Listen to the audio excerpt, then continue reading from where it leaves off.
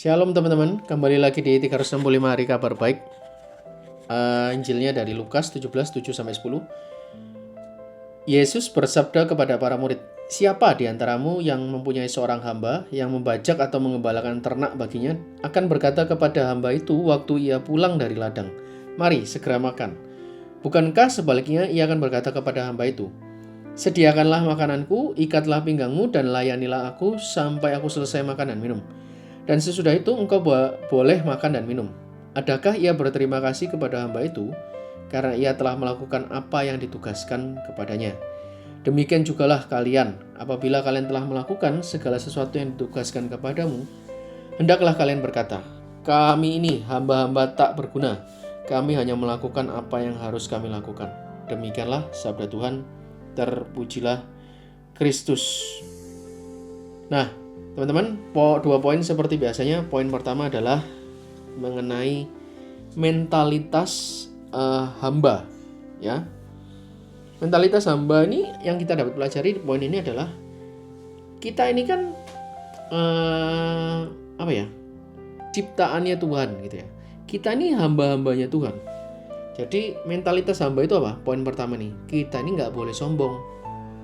Loh, kenapa nggak boleh sombong? Ya karena kita ini cuma hamba-hambanya Tuhan. Ya sama seperti analogi atau perumpamaan ini.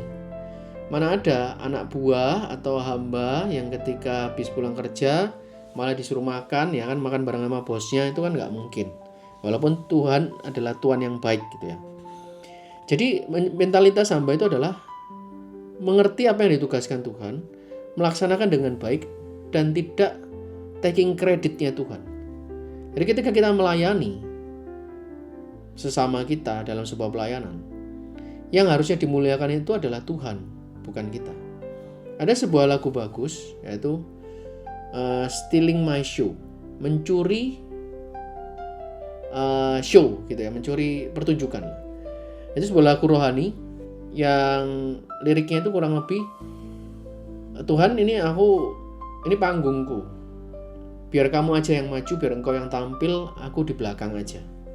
Nah sama, apakah hari ini pertanyaannya, apakah kita sebagai hamba Tuhan, kita punya mentalitas hamba ini yang keliru, malah kita ini menyombongkan diri. Ya, pelayanan ini ingat ya, bukan cuma di dalam bidang rohani.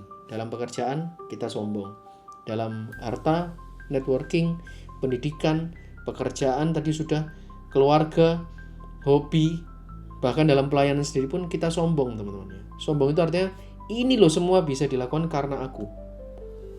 Ya, jadi komitmen yang pertama, apakah kita ini selama ini menyombongkan diri, atau kita ini setiap kali habis melayani dalam apapun, termasuk dalam marketplace, kita ini malah rendah hati. Nah, kita mau ambil komitmen untuk kita menjadi pribadi yang rendah hati. Kenapa? Karena di poin yang kedua, semua yang kita miliki ini, semuanya ini teman-teman, itu tuh datangnya dari Tuhan.